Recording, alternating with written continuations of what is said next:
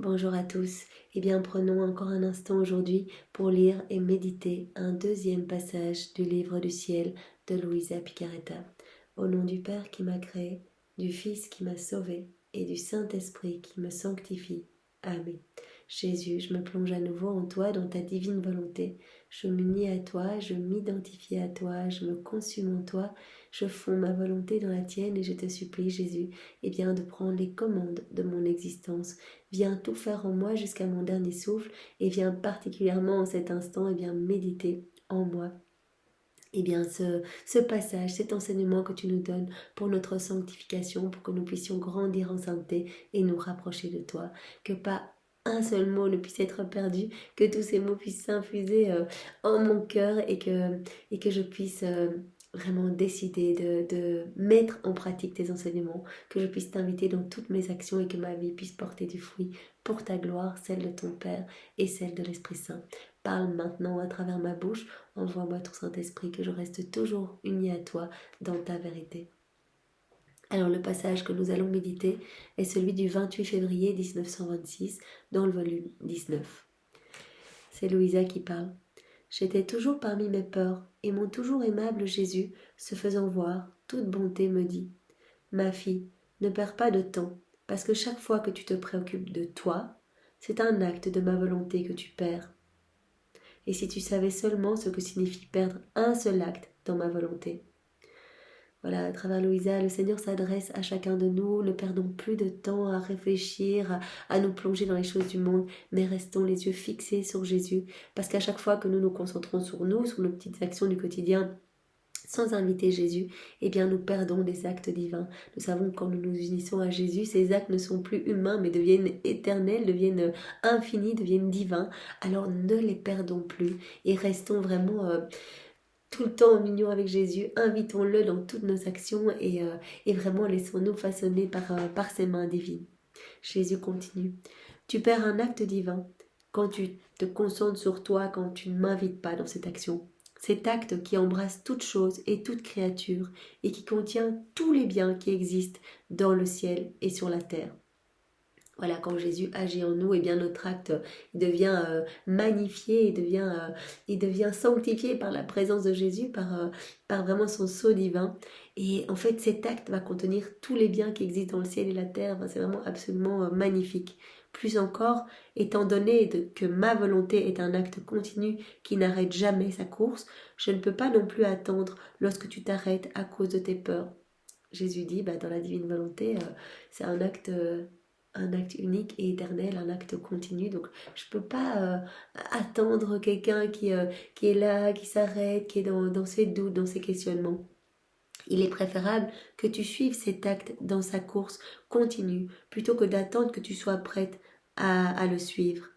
Et non seulement tu perds du temps, mais comme je dois t'apaiser et te relever de tes frayeurs pour te remettre sur le chemin de ma volonté, tu m'obliges à m'occuper de choses qui ne concernent pas la divine volonté, le vouloir suprême. Donc Jésus il dit, mais arrêtons de perdre du temps. Voilà, à chaque fois que tu fais un acte en union avec moi, il y a des milliers d'âmes sauvées, c'est incroyable. Le ciel et la terre sont en joie, cet acte contient tout, il est divin, il est éternel.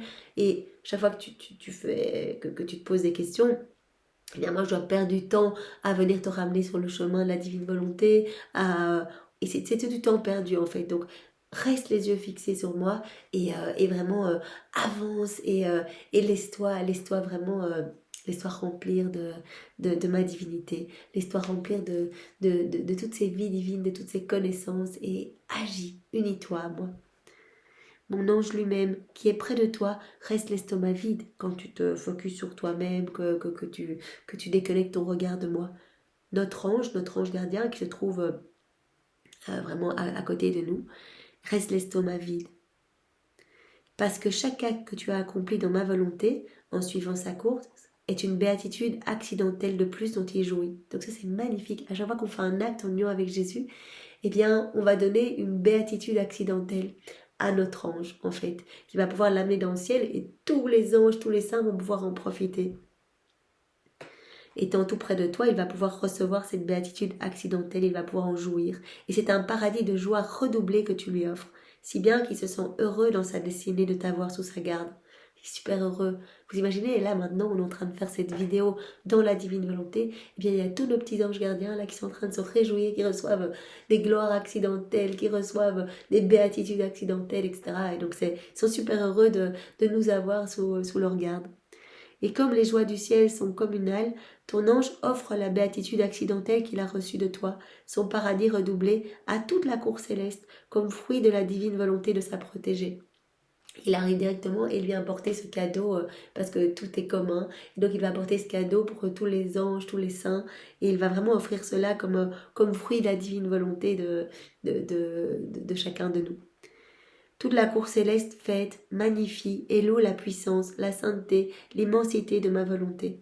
Par conséquent, sois attentive. Dans ma volonté, on ne peut pas perdre de temps. Il y a beaucoup à faire. Tu dois suivre l'acte d'un Dieu, lequel n'est jamais interrompu. Donc ici, c'était une petite piqûre de rappel pour nous dire voilà, arrêtons de nous perdre dans des choses futiles qui vont peut-être nous remplir de plus de noirceur, de plus de misère, qui vont faire du mal à Jésus, qui vont étouffer sa divine volonté, parce qu'à chaque fois qu'on quitte la divine volonté, on détricote un petit peu le travail de lumière que Jésus fait dans notre cœur, et donc voilà, on amène de la souffrance, c'est une petite mort pour Jésus, etc. On ne donne pas de cadeau à notre ange, voilà, c'est des âmes qui ne sont pas sauvées, etc. Donc il dit, mais si tu voyais ce que c'est un acte dans la divine volonté, tu n'oserais même plus en faire un dans ta volonté propre. Donc gardons bien ça en tête pour aujourd'hui et tout le reste de notre vie. Eh bien, restez vraiment centré sur Jésus. La divine volonté, ça doit être notre but de vie. On ne doit désirer que ça. Ça doit être vraiment... le reste, ça n'a pas d'importance, mais faire plaisir à Jésus, s'unir à lui dans toutes nos actions pour que vraiment il puisse travailler à partir de nos corps. Ayant dit cela, il disparut, et je restai inquiète en voyant le mal que je faisais, et je me dis, comment est-il jamais possible qu'en me plaçant dans la divine volonté, en oubliant tout le reste comme si rien d'autre n'existait que la volonté éternelle, je participe à tout ce que contient cette aimable volonté. C'est fou, juste en restant dans la divine volonté, en oubliant tout le reste, eh bien, je participe à tout. En me plongeant dans la divine volonté, en me fusionnant dans la divine volonté, puisque dans la divine volonté il y a tout, eh bien, je participerai absolument à tout ce que contient cette aimable volonté. Jésus revint et ajoute, « Ma fille, il est juste que celle qui est née dans ma volonté connaisse les secrets qu'elle contient. De plus, la chose est en elle-même très simple et comme naturelle. Suppose que tu ailles vivre dans une maison, pour peu de temps ou pour toujours, dans laquelle on entend une belle musique et on respire un air parfumé qui infuse une vie nouvelle. Ce n'est pas toi qui as mis cette musique et cet air parfumé qui régénère tes forces à une vie nouvelle. Ajoutons que cette maison contient des tableaux magnifiques, des choses ravissantes, des jardins que tu n'avais jamais vus avec des plantes et des fleurs innombrables, des repas délicieux que tu n'avais jamais goûtés auparavant. Oh, quel plaisir tu prends à admirer toutes ces beautés, à savourer ces mets délicieux. Et rien de tout cela n'a été placé par toi. Pourtant, tu participes à tout cela, parce que tu es dans cette maison. Louisa, elle se dit, mais comment, juste en me plongeant dans la divine volonté, je peux participer à tout ce que contient cette divine volonté? Et Jésus dit, regarde, dans l'ordre naturel, si tu rentres dans une maison, tu vas pouvoir participer à tout ce que tu vas voir dans cette maison. S'il y a un repas qui t'est offert, tu vas participer à ce repas, tu entends la musique, tu sens les parfums, tu n'y as rien à amener, mais tu vas participer à tout. Par le simple fait que tu es dans cette maison. Alors si cela se produit dans l'ordre naturel, combien plus facilement cela peut-il se faire dans l'ordre surnaturel de ma volonté? Il fait toujours des comparaisons.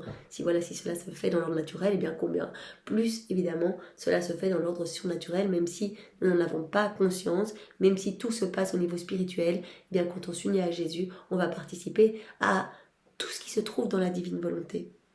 En entrant en elle, l'âme forme un acte unique avec la divine volonté et participe comme naturellement à ce qu'elle fait et ce qu'elle contient.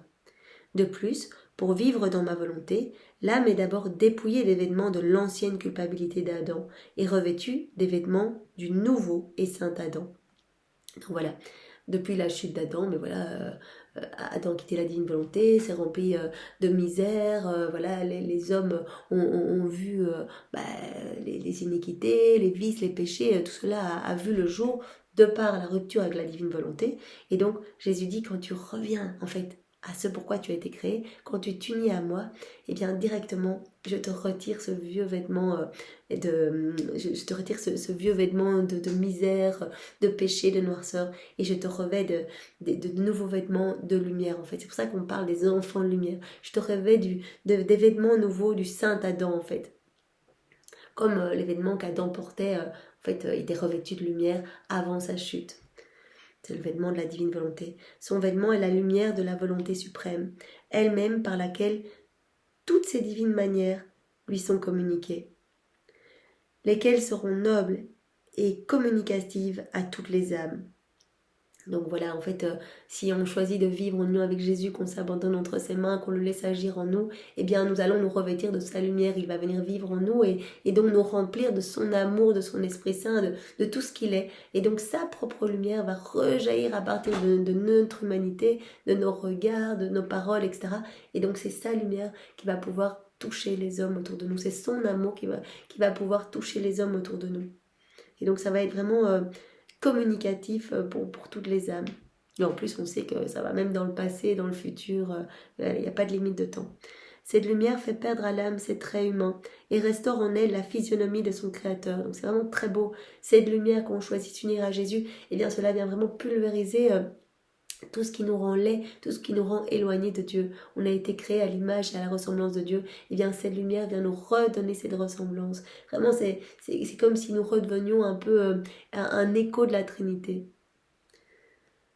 Où donc alors est la merveille si tu participes à tout ce que possède la divine volonté, puisque une est la vie et une la volonté.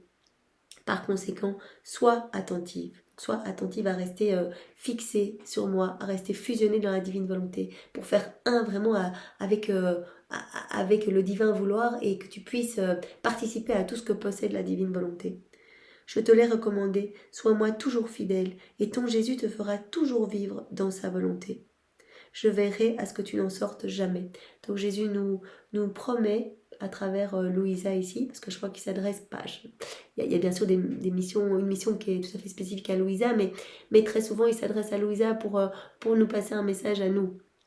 Il nous dit bien, si tu m'es fidèle, si tu me donnes ce gage de ta constance, en me demandant tous les jours, tous les matins, avant chacune de tes actions, voilà, que tu m'invites, eh bien, je me ferai la sentinelle de ton âme. Je veillerai vraiment à ce que tu ne chutes plus dans ta volonté propre.